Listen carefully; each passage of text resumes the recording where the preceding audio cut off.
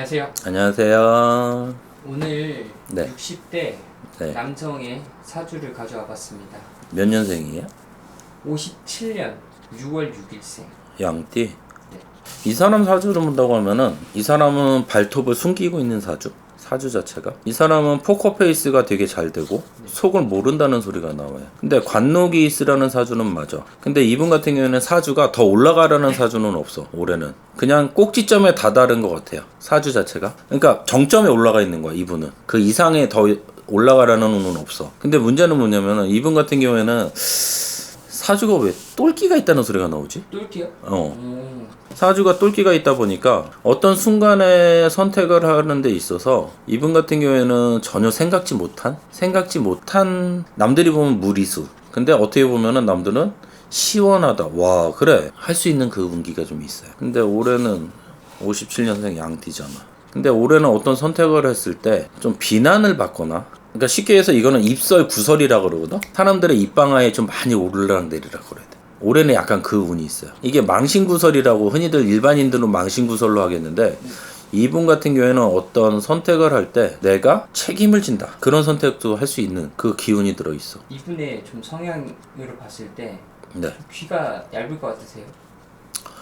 이분 같은 경우에는 귀가 얇다기보다는 내가 이득을 좀 따질 것 같아요. 이득.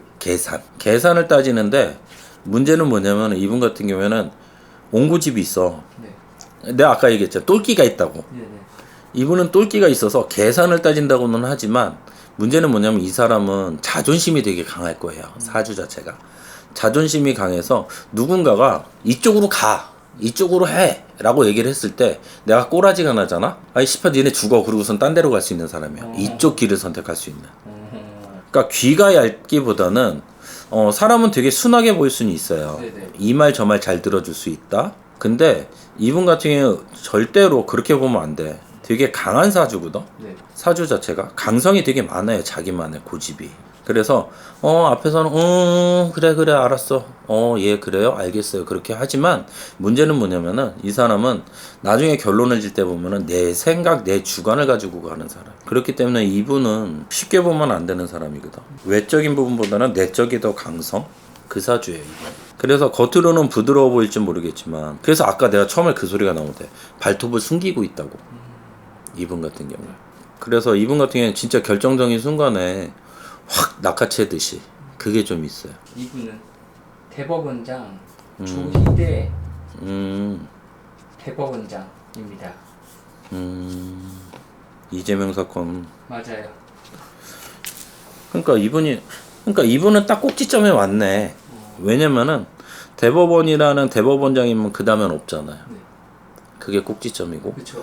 예, 이 사주에서는 내가 발톱을 숨기고 있다고는 하지만 어떻게 보면 먹잇감이 될 수도 있는 게 이재명 씨거든.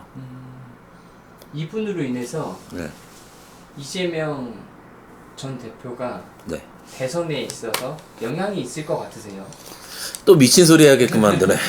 근데 딱 그 질문할 때 영향이 있대요. 아 그래요? 네. 충분히 줄 수 있는 그게 있어. 영향이 된다는 소리가.